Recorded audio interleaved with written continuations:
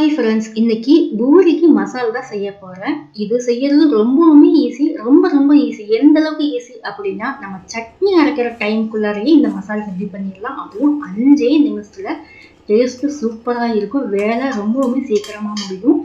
கண்ணை மூடி திறக்கிறதுக்குள்ள செய்யறோம் அப்படின்னு சொல்றோம் பார்த்தீங்களா, அதே மாதிரி தாங்க. கண்ணை மூடி திறக்கிறதுக்குள்ள இந்த மசால் ரெடி பண்ணிடலாம். எப்பவும் போல உருளைக்கிழங்கு வச்சு செய்யணும். கொஞ்சம் வித்தியாசமா தான் இருக்கும் இந்த மசால் செய்யறது.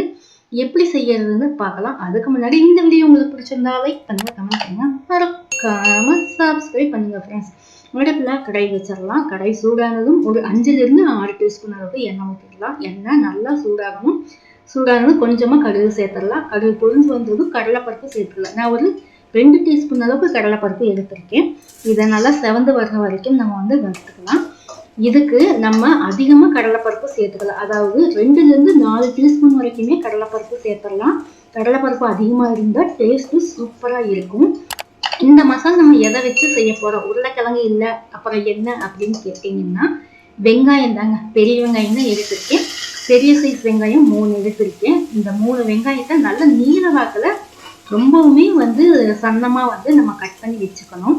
கட் பண்ணி வச்சுட்டாதான் டேஸ்ட் நல்லா இருக்கும். நல்லா சன்னமா இருக்கணும். அப்பதான் வெங்காயம் சீக்கிரமாகவும் வேகும். இதை நல்லா எண்ணெயிலே வதக்கிக்கலாம். வதக்கும் போது கொஞ்சமா உப்பும் சேர்த்துக்கணும். இந்த உப்பு எதுக்காக சேர்க்கிறோம் அப்படின்னா, வெங்காயத்துல உப்பு பிடிக்கும். அதே சமயம் வெங்காயம் சீக்கிரமா வதங்கி வரும். அதுக்காக தான் உப்பு சேர்க்கறது. கொஞ்சம் சேர்த்துக்கிட்டா போதும். கூடவே பச்சை மிளகாய் காரத்துக்காக 4 சேர்த்துக்கலாம். கொஞ்சமா ஒரு கைப்பிடி அளவு கருவேப்பிலை.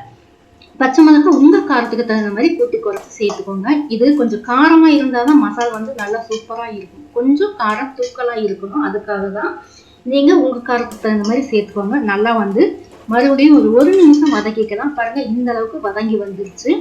எல்லாமே நல்லா எண்ணெயிலேயே வதங்கியாச்சு. சூப்பரா வதங்கி இருக்குது இல்லையா? இப்போ நம்ம மஞ்சள்தூள் சேர்த்துக்கலாம். ஒரு 1/4 டீஸ்பூன் அளவுக்கு மஞ்சள்தூள் சேர்த்து அதையுமே ஒரு செகண்ட் நம்ம எண்ணெயிலேயே அப்படியே வதக்கிக்கலாம்.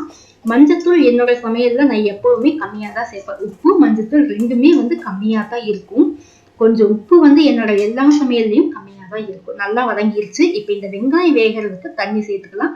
தண்ணி பார்த்தீங்கன்னா ஒரு 2 டம்ளர் அளவுக்கு தண்ணி சேர்த்துக்கலாம். நம்மளுக்கு வெங்காயம் நல்லா வெந்து வரணும். அதுக்காக தான் எல்லாமே போட்டு நம்ம நல்லா கலக்கி விட்டுட்டு உப்பு சரியா இருக்குதா, காரம் சரியா இருக்குதா அப்படின்னு செக் பண்ணி பார்த்துக்கலாம். நான் செக் பண்ணி பார்த்தேன் அப்படின்னா கொஞ்சமா உப்பு பத்தலை எனக்கு.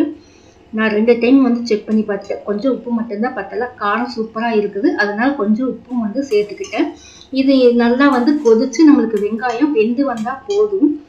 அந்த ஒரு கொதி வந்தா போதும். இதுக்கு தண்ணியாட்டம் இருக்கு இந்த மசாலா. இது கெட்டியா வர்றதுக்கு நான் கோதுமை மாவு தான் எடுத்திருக்கேன். ஒரு 2 டீஸ்பூன் அளவுக்கு கோதுமை மாவு எடுத்திருக்கேன். அதான் நல்லா கட்டியே இல்லாம தண்ணியெல்லாம் கரைச்சி இதுல ஊற்றிடலாம். மறுபடியும் ஒரு டம்ளர் தண்ணி அந்த குண்டாலே அப்படியே அலாசி அதையும் ஊற்றியாச்சு.